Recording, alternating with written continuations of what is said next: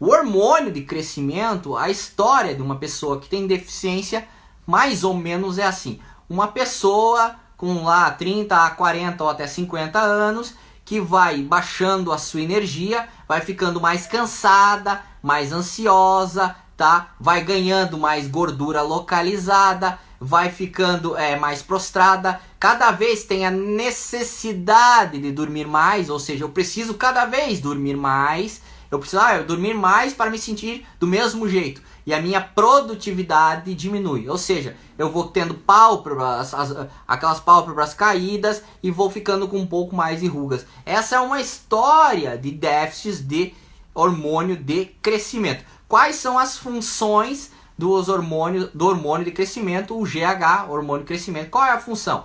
Principalmente em osso, pele e nos músculos. Os hormônios de crescimento têm muitas funções no corpo, mas nos ossos ele facilita a produção óssea, ele facilita a ganho de massa magra e ele facilita a beleza da sua pele. E ele é um dos hormônios que retarda o envelhecimento. É um hormônio, só que qual que é o grande dilema do hormônio de crescimento? Sempre é o preço, porque ele é um hormônio muito caro e também ele tem que ter muitos aspectos para ser prescrito. Então, e além do mais, poucos sabem, mas o hormônio de crescimento tem umas funções muito interessantes, que são as funções que deixam a pessoa muito calma, muito serena, com paz mental, ou seja, bem com ela mesma, confiante e tal. Então essas são algumas funções do hormônio de crescimento. Como detectar, mesmo como que eu sei agora, doutor, que eu tenho ou não deficiência de testosterona? Tu junta a historinha, mais sinais e sintomas, mais exames. Então vamos lá falar mais alguns sinais para vocês se identificarem e verem quem tem um possível deficiência de hormônio de crescimento. O primeiro sinal que eu separei, cabelos finos e esparsos. Então olha só, eu tenho cabelo fino e esparso, porque eu tinha deficiência de hormônio de crescimento. E isso foi descoberto fazendo o exame. Eu não aprendi isso na faculdade. Depois que saí da faculdade, eu percebia que eu estava ficando com os cabelos ralinho. E eu descobri, ainda e descobri que eu tinha uma deficiência de hormônio de crescimento. E até porque eu não sou uma pessoa alta. Para quem já me viu que eu sou uma pessoa baixinha. E eu possivelmente fiquei com muito tempo esse déficit de hormônio durante a minha vida, ok? Outros sintomas são sinais, né? O rosto mais caído, as pálpebras mais caídas, o corpo menor, menos musculatura, né? Você pode ter cifose, pode ter escoliose, né? O abdômen, facilidade, para vocês mulheres, facilidade em ganhar gordura, dificuldade em ganhar massa muscular, né? E sintomas, a pessoa normalmente ela tem um humor mais negro, um humor mais depressivo. E tem aquela questão da autoestima. Ela não é uma pessoa que se sente bem com ela mesma, uma autoestima confiante, iluminada, abençoada, rigatizada. Ela normalmente está se sentindo um pouquinho menos, se sentindo menos do que ela é, porque ela está com déficit hormonal. E esse déficit entra... O que acontece também? Acaba que os nossos parâmetros médicos, os valores de referência são muito amplos. Isso eu já falei em outra live, na qual há uma deficiência evidente. A deficiência evidente é quando ela sai do padrão de referência, e a deficiência que são menores, ela está dentro do padrão, mas tu pode ser otimizado, ok? Outra coisa do hormônio de crescimento é a baixa tolerância ao estresse. Se você tem déficit de hormônio de crescimento, você não consegue tolerar muito bem o estresse, porque você não está bem consigo mesmo, que é um hormônio que te deixa muito calmo, muito sereno, muito feliz, te deixa mais de bem com a vida. É um hormônio que tem muitas funções, né? E a sua saúde fica sintomas, saúde debilitada. Você pode ter afinamento dos dedos também, né? Flacidez, tá? A energia ficar mais fraca. Ou seja, eu tô cansado, tô mareado, tô ansioso, tá? Beleza? Qual é o exame laboratorial? Depois a gente vai responder as perguntas. Qual é os exames laboratoriais para definir se nós não temos ou não deficiência de hormônio de crescimento de GH. Então, o principal se chama IGF-1. Normalmente em homens, é claro que conforme a idade tem um valor, tanto para homens como para mulheres. Para mulheres, ideal maior que 200 e para homens entre 300, maior de 250 a 300. Mas é claro que vai ser relativamente comparando com a sua idade. Então tá, tem uma coisa interessante que às vezes tu não sabe se é um déficit de testosterona ou GH, que é a testosterona baixa dá surtos, você tem surtos de calorão, né? Já o GH você tem intolerância ao frio, ou seja, você entrou numa água gelada, você já tem mais intolerante. O tratamento é feito com vários tipos de hormônios de crescimento que são injetáveis, né, gente? Para quem não sabe, ele é injetado na barriga de forma subcutânea com uma agulhinha pequenininha, tá? Essa agulhinha, e é claro que vai precisar de um médico, até porque esse não é um hormônio que se brinca, é um hormônio muito sério e precisa de exames complexos e completos para tomada de decisão de prescrição, ok? Quando você vai, ele normalmente se aplica na gordura localizada, tá?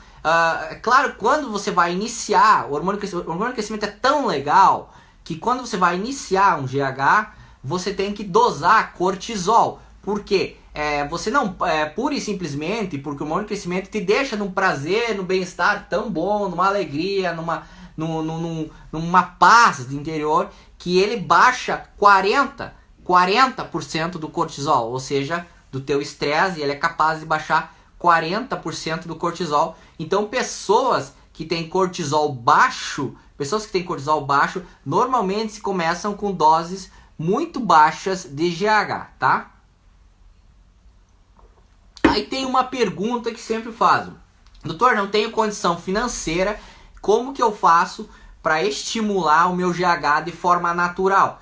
Simples, dieta. Eu já falei qual dieta que aumenta o hormônio de crescimento, vocês devem saber, se chama dieta cetogênica, na qual eu ingiro mais proteínas e gorduras e diminuo os carboidratos, isso aumenta o hormônio de crescimento.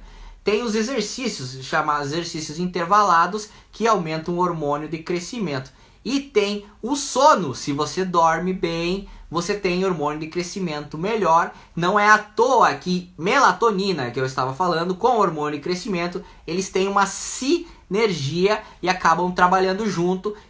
E é comum em sala, por exemplo, o que é comum em sala? Se você der GH mais melatonina para uma pessoa, você tem que reequilibrar as doses. Por isso que o que eu faço não é tão simples. Porque às vezes tu deu lá melatonina, aí tu vai lá e dá GH pra pessoa. Ela fica com muito sono, ou seja, melatonina potencializou a melatonina, muita sonolência, baixa a dose da melatonina. Ou seja, tu dá muito GH, sobe a melatonina, baixa muito o cortisol. Tu vai ter que ir lá e precisa dar um cortisol pra pessoa. Então entenda, não é tão fácil, não é tão simples. Procura um profissional capacitado para te ajudar, tá? Então, para quem está querendo estimular de forma natural, foi o que eu falei: dieta ajuda, dieta cetogênica, exercícios intervalados e um sono com higiene do sono. Outra coisa seriam usar secretagogo. Secretagogo nada mais é que algo que estimule a liberação de GH. Por exemplo, o melatonina, ela ajuda a liberação de GH. Mas, conhecidos como secretagogos, a vitamina B3, para quem não sabe, a niacina, ela é um secretagogo e ajuda na estimulação de GH, como outros como aminoácidos, como glutamina, lisina e glicina, ajudam e facilitam a estimulação e a liberação de GH. E existem GH que são utilizados intranasais, tá? Esses GHRP6, não vou entrar nessa história, para não complicar e não dificultar a nossa vida. Certo?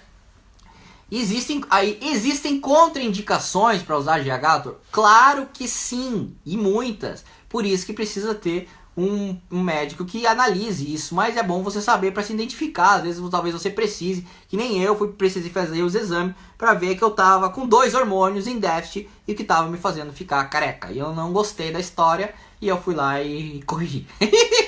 Então, as contraindicações principais são doenças malignas, né, e outras hipertensões intracranianas. Então, só para vocês saberem. tá? Quais são os problemas de usar GH? Problemas de usar GH é quando não há exames bem feitos e a dose está elevada. Alguns dos problemas básicos é dor no punho, né? E na qual pode ser por causa de excesso de dose, sabe? Chama-se síndrome do túnel do carpo, na qual há um edema dos pulsos, e esse edema é facilmente tratado com você parar o GH e estimular a ingesta de potássio. Existem outros problemas que eu posso ter acne com GH, doutor? É uma pergunta que eu escuto em sala. Você pode, mas não é por causa do GH. É porque o GH estimula a sua testosterona e acaba facilitando a sua testosterona a gerar mais acne. Então é indireto, certo? Outras coisas seriam... O GH pode aumentar pelos, né? Seria uma pergunta muito boa. Pode, mas não é também o GH. Ele estimula a testosterona e acaba aumentando pelos através da dihidrotestosterona, tá? Beleza, gente? Vamos parar e encerrar sobre GH, a história. Eu falei então sobre a melatonina, tá? A reposição de melatonina, falei sobre a reposição de GH e daí vou falar sobre testosterona em homens e eu já falei em testosterona em mulheres e aí nós vamos conversar.